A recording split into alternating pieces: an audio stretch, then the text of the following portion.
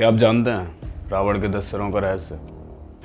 रावण के 10 सिरों के बारे में मूल रूप से दो कहानियां प्रचलित हैं, जिनमें से पहली ये है कि जब रावण ने अपने भाई कुबेर से लंका छीन ली और उसका पुष्पक विमान भी छीन लिया, तो रावण अपने पुष्पक विमान पर सैर करने निकला। सैर करते करते वो कैलाश पर्वत के ऊपर से उड़ा।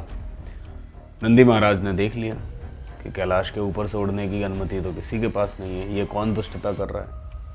नंदी महाराज ने रावण को उसके पुष्पक विमान समेत नीचे खींच लिया। रावण अहंकार में था, तो रावण ने नंदी महाराज से कहा कि तुम कौन हो और तुमने ये दुष्टता कैसे की। नंदी महाराज ने उसे बताया कि मैं महादेव का सेवक हूँ और ये महादेव का क्षेत्र है, यहाँ से किसी को भी उड़ने की अनुमति नहीं है। रावण ने कहा, कौन है तुम्हारे महादेव, बुलाओ जरा। तो नंदी महाराज ने कहा कि वो अभी ध्यान में है और वो इस समय आपसे नहीं मिल सकते। रावण जिद बैठ गया क्योंकि अहंकार में था ही। तो रावण ने कैलाश पर्वत को उठाने की कोशिश की कि यदि तुम्हारे महादेव इतने शक्तिशाली हैं तो मैं उनके समेत इस पर्वत को भी ले जा सकता हूँ। रावण ने जैसे ही कैलाश को उठाने की कोशिश की, कैलाश हिला। महादेव ने अपने पैर के अंगूठे से कैलाश को थोड़ा सा दबाया और रावण का हाथ भी दब गया।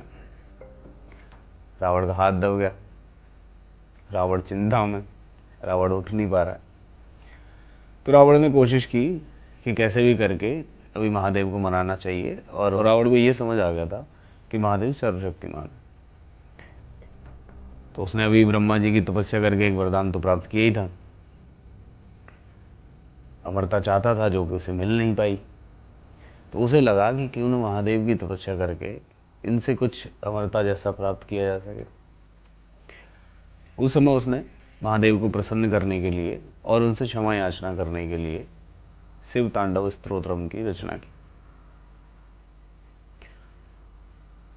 महादेव प्रसन्न हुए और उसको मुक्त किया, और रावण को लगा कि महादेव को प्रसन्न करके इनसे और वरदान प्राप्त किए जा सकते हैं, क्योंकि वो शक्ति का भूखा था।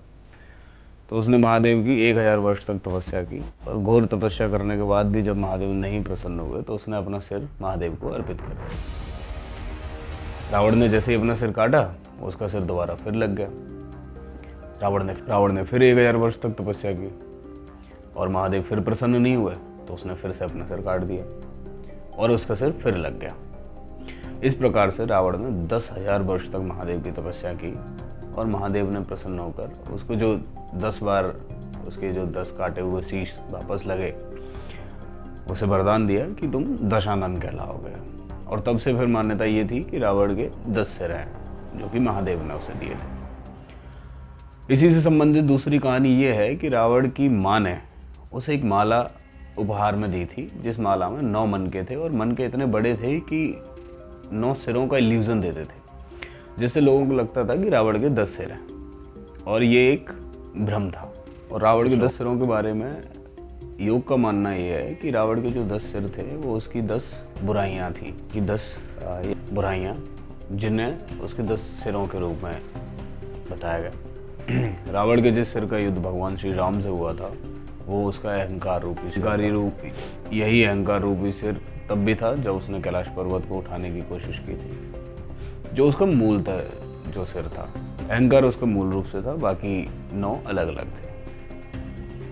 काम, क्रोध, लोभ, मोह, मद, मात्सर्य, ईर्ष्या, मनस,